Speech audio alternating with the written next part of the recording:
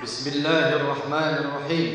Pernyataan bersama advokat, ulama dan tokoh Jabodetabek tentang kecaman keras terhadap otoritas India yang bertanggung jawab penuh atas kasus pelecehan Nabi Muhammad sallallahu alaihi wasallam dan Al-Qur'an, menyerukan boykot India sekaligus mengajak kepada segenap kaum muslimin untuk melipat gandakan perjuangan untuk menegakkan khilafah.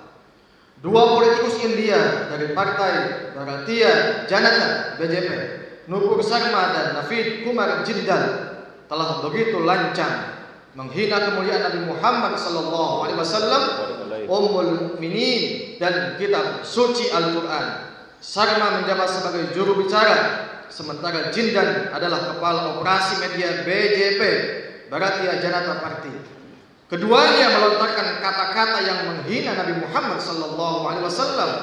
Sharma mengeluarkan pernyataan di sebuah acara debat di televisi, sedangkan Jindal mencuitkannya di media sosial.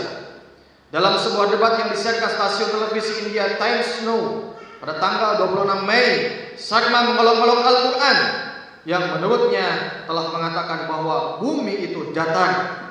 Dia juga membuat pernyataan tentang Nabi Muhammad sallallahu alaihi wasallam yang telah memicu kemarahan besar-besaran di kalangan umat Islam dengan mengatakan Nabi Muhammad sallallahu alaihi wasallam menikahi seorang gadis berusia 6 tahun dan kemudian berhubungan seks dengannya pada usia 9 tahun.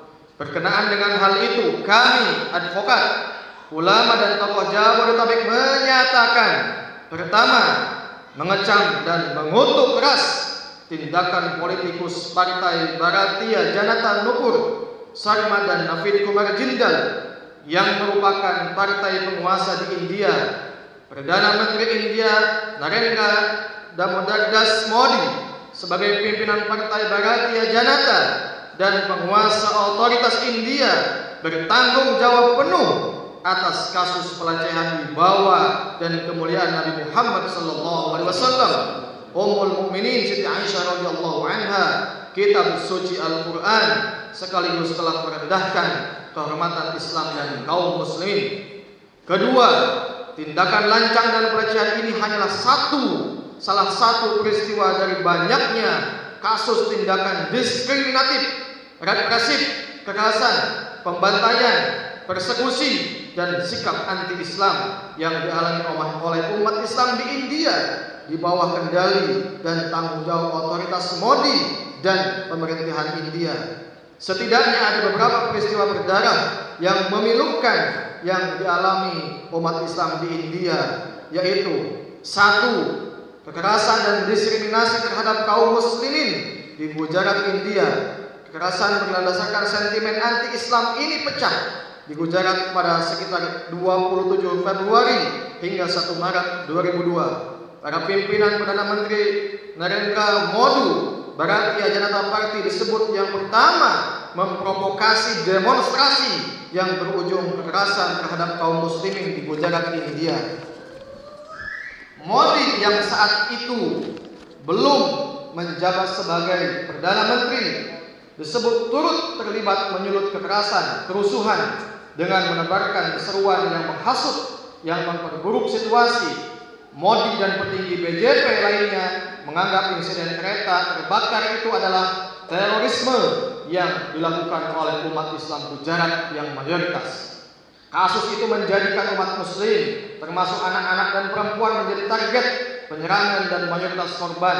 Total ada 1044 orang meninggal, 223 hilang dan 2.500 lainnya terluka. 2. Kerusuhan dan penyerangan terhadap kaum muslimin di Muzaffarnagar. Kekerasan ini pecah di distrik Muzaffarnagar, Uttar Pradesh pada Agustus September 2013. Kasus ini menewaskan total 62 orang di mana 42 muslim dan 20 umat Hindu dan melukai 93 lainnya.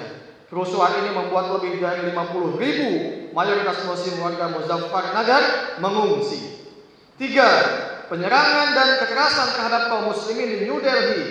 Kasus ini berawal dari tindakan diskriminatif dan Islamofobia Modi terhadap umat Islam di India yang tidak mengakui kewarganegaraan warga yang beragama Islam melalui amandemen Undang-Undang Kewarganegaraan yang disahkan pemerintah pada tahun Desember 2019. Dalam kasus ini, komunitas nasionalis Hindu menyerang kawasan mayoritas umat Islam di timur laut New Delhi, mulai dari menghancurkan bangunan, menjarah toko-toko, hingga menyerang warga muslim di wilayah itu. Setidaknya 53 orang terbunuh dalam insiden itu. 2/3 merupakan umat muslim yang tewas tertembak, terpenggal, hingga dibakar hidup-hidup. 4. Tindakan diskriminatif dan anti-Islam yang dilakukan oleh otoritas yang memaksakan penanggalan jilbab hingga pilihan untuk meninggalkan agama Islam bagi muslimah di India jika ingin tetap menempuh studi di kampus India. Bermula pada Februari 2022, sebuah perguruan tinggi di negara bagian Karnataka melarang sekelompok mahasiswi berhijab masuk kelas.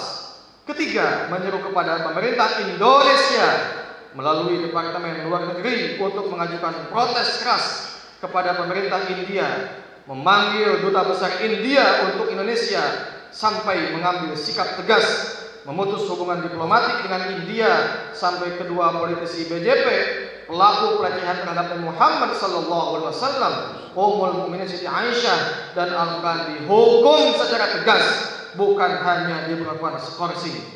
Ketiga, mengajak dan menyeru kepada segenap kaum muslimin untuk melakukan aksi boikot terhadap India dengan melakukan tindakan termasuk, tetapi tidak terbatas pada tidak membeli, memakai atau mengkonsumsi produk India, tidak menggunakan fasilitas atau layanan yang disediakan atau produk India, tidak melakukan kerjasama baik hubungan kerja atau perdagangan dengan India, termasuk tidak melakukan kunjungan ke India untuk wisata urusan apapun. Keempat, mengajak, menyeru kepada segenap kaum muslimin untuk melipat gandakan perjuangan menegakkan khilafah, sebab hanya khilafah yang benar-benar dapat menjadi junnah, benteng yang akan melindungi wibawa dan kemuliaan Nabi Muhammad SAW, Ummul Mukminin Siti Aisyah radhiyallahu anha, kitab suci Al-Quran, kehormatan Islam dan kaum muslimin. Khilafah akan menghukum mati siapapun yang berani lancang menghina dan melecehkan Nabi Muhammad SAW, Ummul Mukminin Siti Aisyah radhiyallahu anha dan kitab suci Al-Quran. Khilafah akan mengirim pasukan untuk mengumandangkan seruan jihad guna memerangi otoritas kekuasaan dari negara manapun yang melindungi dan memberikan kebebasan kepada segala tindakan yang menghina dan melecehkan Nabi Muhammad SAW, Ummul Mukminin Siti Aisyah dan kitab suci Al-Quran. A'udzubillahi minasyaitonir rajim. Ya ayyuhalladzina amanu istajibu lillahi wa lirrasuli idza da'akum lima yuhyikum wa'lamu annallaha yahulu bainal mar'i wa qalbi wa annahu ilaihi tuhsyarun.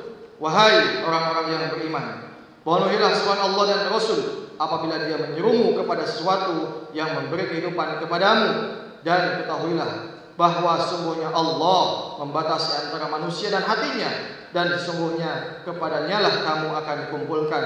Al-Anfal ayat 34. Hasbunallah wa ni'mal wakil, ni'mal maula wa ni'man nasir. Cukup bagi kami Allah, sebaik-baiknya pelindung dan sebaik-baiknya penolong. Jakarta, 8 Juni 2022. Advokat, ulama dan tokoh Jabodetabek.